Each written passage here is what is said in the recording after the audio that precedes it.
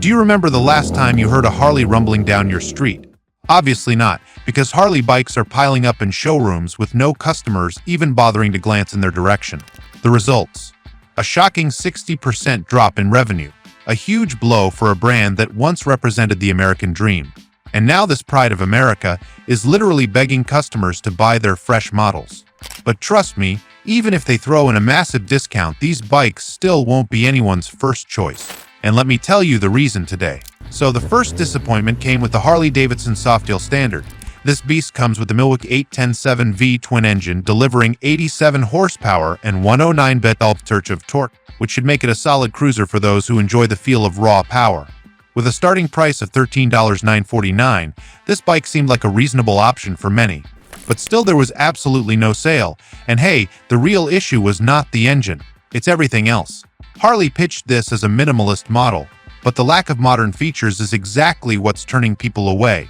There's no cruise control, no USB ports, and no passenger seat. When you compare it to other bikes in the same price range, like those from Honda and Yamaha, it's clear why riders are choosing other options that offer more tech and comfort. But there's another aspect that's even more concerning. The Softail Standard is uncomfortable for long rides, which is a big deal when it comes to cruisers. Harley-Davidson may have stripped it down to the essentials, but that's left riders with a bike that's fine for short city trips, but practically unbearable on highways or longer journeys. Add to that the lack of onboard tech, and you're left with a bike feels outdated. In 2025, riders expect a lot more than just a powerful engine and minimal design. They want an experience. So, you might be asking, why keep a bike that doesn't deliver the goods? Simple: Harley dealerships are desperate. With additional accessories like a windshield, passenger pillion, and saddlebags, the price climbs to $16,000 or more, which is a steep price for a bike that doesn't even come with the basics.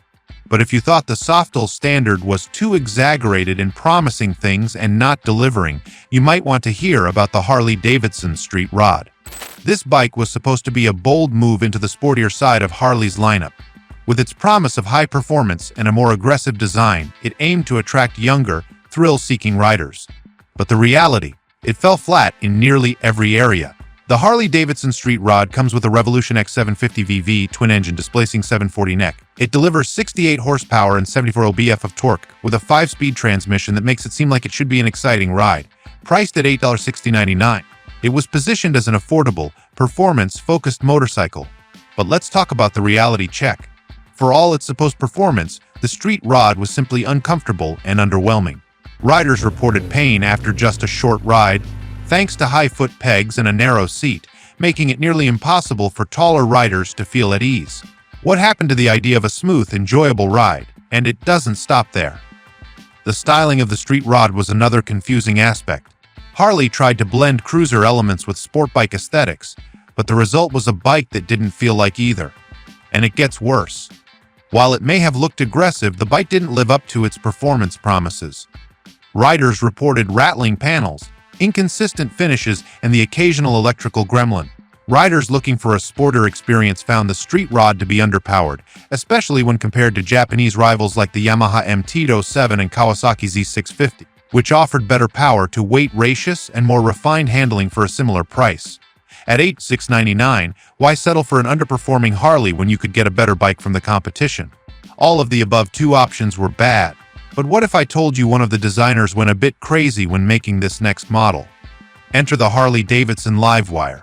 It's Harley's bold move into the electric future, but instead of revolutionizing the market, it ended up being a classic example of a brand trying to change too much, too fast. Let's compare it to the Street Rod. Both of these bikes failed to deliver, but at least the Street Rod had the traditional Harley rumble. The Livewire. It's silent, and in more ways than one. The Harley-Davidson Livewire was supposed to be the future of Harley. With its electric motor that generates 105 horsepower and 86 lb of torque, it promised to be fast, quiet, and smooth. Priced at $29,799, it was marketed as a high-end electric motorcycle aimed at a new generation of riders. But here's where things went downhill.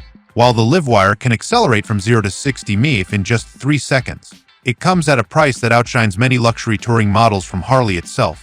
How can a bike that costs nearly $30 be worth it when the range is only 14.6 miles in the city and just 70 miles on the highway? Where's the logic in spending that much when you can't even go the distance most Harley riders expect? Now, if you're wondering what makes a Harley-Davidson so special, I'll tell you. It's the engine rumble. It's the feeling of power and connection that you get when you hit the throttle. The Livewire, it has none of that. No engine roar, no shifting gears, no mechanical connection with the road, just a quiet, sterile ride. It's an electric bike. And while it might be smooth, it's not Harley. And if you're a Harley fan, you know that's a deal breaker. But if you thought the Livewire was a bad experience, I personally believe that Harley can't deliver something more disappointing than the Nightster. This bike was supposed to be a fresh take on the Sportster lineup, but instead, it's yet another example of Harley trying to break away from tradition. The Harley-Davidson Nightster comes with the Revolution Max 975T twin engine, generating 90 horsepower and 70 lb-ft of torque, paired with a 6-speed transmission. On paper, it seems like it should be a solid performer for a cruiser in this price range, starting at $13 or $40.99. But here's the problem: it lacks the traditional Harley feel. And this time it's not just the engine. The build quality concerns are another huge issue. One of the most glaring problems with the Nightster is its lack of refinement in handling. Despite the impressive 90 horsepower and 70 lb-ft of torque, the bike fails to deliver a smooth, controlled ride, especially when compared to its competitors. The suspension setup on the Nightster feels overly firm, which makes riding over rough terrain or uneven roads a jarring experience. This lack of balance between comfort and performance creates a disconnect, leaving riders feeling like they're fighting the bike rather than enjoying the ride. Harley's once revered ability to marry performance and comfort has been left behind with this model, leaving many to wonder where the legendary ride quality went. Riders have reported plasticky finishes and exposed wires, which is simply not the level of quality you expect from a Harley. For a bike that's supposed to embody craftsmanship and raw power, this just doesn't feel right. When you're paying $13.99, you expect more than something that feels like it was thrown together. What happened to the attention to detail that Harley was once known for? The styling of the Nightster also leaves much to be desired. It tries to give a nod to Sportsters of the past, but it's just too generic. And let's not forget about ergonomics. The Nightster is uncomfortable for taller riders with its mid-mounted controls and low handlebars. In comparison, models like the Yamaha MT-07 and Honda Rebel 100 offer better performance and value at similar price points. Now, last but not least, let's talk about a design failure so big that Harley-Davidson dealerships are sitting on over 500 unsold units. Yes, you heard that right. The Harley-Davidson Street 500 and Street 750 were supposed to be the gateway for new riders, but instead, they became a symbol of Harley's attempt to cater to the masses and completely missed the mark.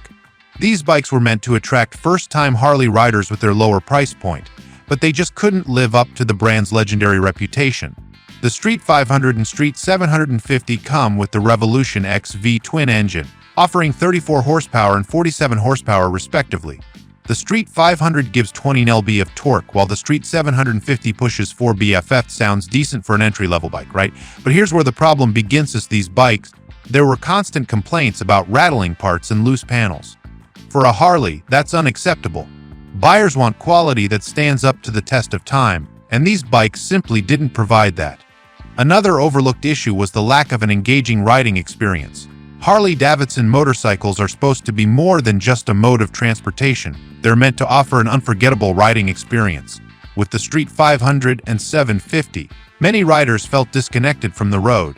The bikes lacked the robust, torquey power delivery that defines a classic Harley, making the riding experience feel flat and uninspiring. The lightweight frame and underpowered engines left many riders yearning for the raw power they've come to expect from the brand. And for those who were new to riding, the lack of thrilling performance just made the experience feel more like a commuter bike, rather than the open-road freedom Harley is famous for. Here's the kicker: the Street 550 were priced at $695 and $490 respectively. While that might seem like a bargain for a Harley, it wasn't enough to make up for the lack of excitement or quality. In fact, at this price, they were up against bikes like the Honda Rebel 500 and Yamaha Bolt, which offered better performance and better value. So, why bother with the street models when you could get a bike that actually delivers on the promise of what a cruiser should be? Now, I know it's tough to see a brand you've loved for so long fail to adapt in a meaningful way. So, what do you think? What's keeping you from choosing one of Harley's latest models? Is it the price, the lack of features, or maybe the feeling that they're not delivering what made Harley so special in the first place?